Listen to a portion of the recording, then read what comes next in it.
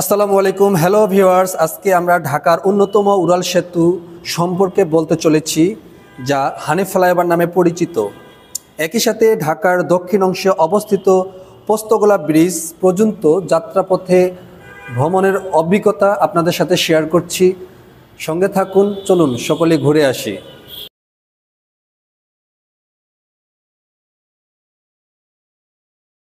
ঢাকা ব্যস্ততম সড়ক যোগাযোগের ব্যবস্থা হানি ফ্লাইওভার এক যুগান্তকারী পরিবর্তনের নাম। 2013 সালে উদ্বোধনের পর থেকে এটি রাজধানীর অন্যতম গুরুত্বপূর্ণ উড়াল সেতু হিসাবে পরিচিত পেয়েছে। প্রায় 11 কিলোমিটার দীর্ঘ এই ফ্লাইওভারটি ঢাকা দক্ষিণ সিটি কর্পোরেশনে একাধিক গুরুত্বপূর্ণ এলাকা ও প্রবেশপথকে একসঙ্গে যুক্ত করেছে। ফ্লাইওভারটি সূচনা পয়েন্ট থেকে ঢাকা চট্টগ্রাম মহাসড়কে যাত্রাবাড়ি থেকে যা গুলিস্তান হয়ে মগবাজার পর্যন্ত বিস্তৃত। এরই মধ্যে যানজটপূর্ণ যাত্রাবাড়ি, সায়দাবাদ, জনপথ মোড় এবং গুলিস্তান এলাকা চাপ অনেকটাই কমে এসেছে বা কমে যায়। আধুনিক নকশা ও মজবুত কংক্রিটের কাঠামোর কারণে এই সেতুটি শুধু কার্যকারিতা নয়, স্থায়িত্বের দিক থেকেও প্রশংসিত। হ্যালো বন্ধুরা, হানি ফ্লাইওভার ব্যবহারের যাত্রী যানবাহন চলাচলের সময় বাঁচাতে পারছেন গড়ে 30 থেকে 40 মিনিট পর্যন্ত, বিশেষ করে অফিসের সময়। তারপর হচ্ছে আপনারা দেখতে পাচ্ছেন যে এখান থেকে ঢাকা থেকে, অর্থাৎ আমরা যেদিক থেকে এসেছি হানি ফ্লাইওভার যে ব্রিজটা দিয়ে এসেছি, হ্যাঁ, আপনারা দেখতে পাচ্ছেন এটা হচ্ছে ঢাকা অভিমুখী, আর এর নিচ দিয়ে চলে গেল চিটাগাং রোড। আসলে এটা অনেক বড় একটা ব্রিজ, অনেক উচ্চতা, হ্যাঁ, আমরা এখন তার উপরেই অবস্থান করছি। আর আমাদের সামনে দিয়ে চলে গেল মাওয়া এলিভেটেড এক্সপ্রেসওয়ে, যেটা হচ্ছে পদ্মা অভিমুখী। আমরা এখন হচ্ছে সেদিকে যাচ্ছি, আর আমাদের সামনেই হচ্ছে টোল প্লাজা।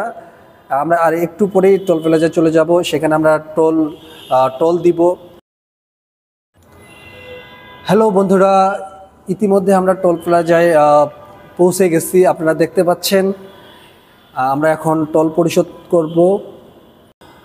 ইতিমধ্যে আমরা হানি ফ্লাইওভার কমপ্লিট করে ফেলছি।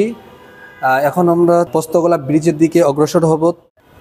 আমরা এখন হানি ফ্লাইওভার ও পোস্তগোলা ব্রিজের মাঝামাঝি অবস্থান করছি।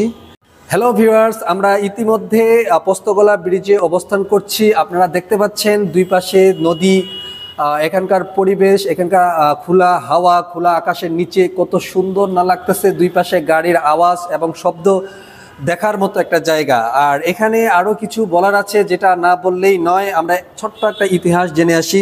সেটা হচ্ছে 1989 সালে উদ্বোধন হওয়া এই পোস্তগোলা ব্রিজ আধুনিক প্রকৌশল নকশায় নির্মিত, যা তখনকার সময়ে দেশের অন্যতম বড় সেতু ছিল।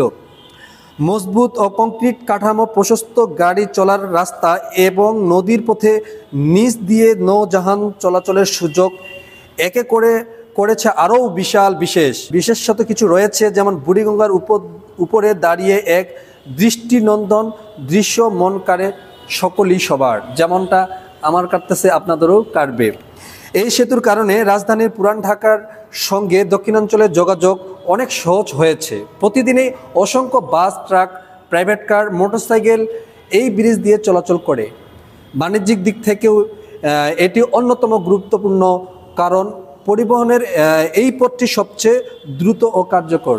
পোস্তগোলা ব্রিজের এক পাশে পুরান ঢাকা ঐতিহ্যবাহী স্থাপনা, আরেক পাশে নদীর উপরে বিস্তৃত শিল্পাঞ্চল, যেটাকে আমরা কেরানীগঞ্জ বলে থাকি। এ যেন এক সাংস্কৃতিক ও আধুনিকতায় মিলনস্থল। হ্যালো বন্ধুরা, অনেক কিছুই বললাম এবং ঘুরে ঘুরে দেখতেছি, আপনারাও ইতিমধ্যে দেখতেছেন। সঙ্গে থাকুন, আমরা পোস্তগোলা ব্রিজ আরেকটু উপভোগ করি। গাইস, আমরা এতক্ষণে পোস্তগোলা ব্রিজে অবস্থান করলাম। এখন আমরা চলে যাব। এখন হচ্ছে আমরা সামনে কেরানীগঞ্জ, রাজেন্দ্রপুরের আগে রেপ 10-এ আমরা অবস্থান করব।